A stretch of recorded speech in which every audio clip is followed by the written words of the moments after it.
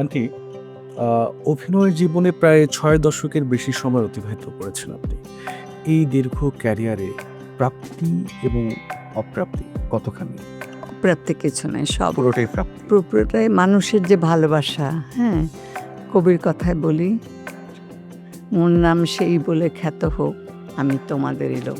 আজকে যখন রাস্তায় বের হই তখন দিলারা জামান না, দাদি ভালো আছেন? আগে বলতো ওই ওর মা, ওর এইগুলো। আর এখন আবার সে এত বলে, এমনি বলে যে দাদি ভালো আছে, আপনি ওইটা দেখছি। বা যখন গ্রামে কখন কোথাও যাই শুটিং করতে, বলে যে আপনার ওই একান্নবর্তী দেখেছি এরকম গ্রামে। তখন তো একটা টেলিভিশন থাকতো, সবাই এসে একসঙ্গে নাটক দেখতো একদিনে। তখন একটা চ্যানেল ছিল বিটিভি, নির্দিষ্ট সময়ের জন্য হ্যাঁ, অপেক্ষা। অপেক্ষা থাকতো। তো তখন যে মানুষের এত ভালোবাসা, এত মায়া, আসলে সবাই শিল্পীদেরকে বোধহয় অন্যরকম মায়া করে সবাই।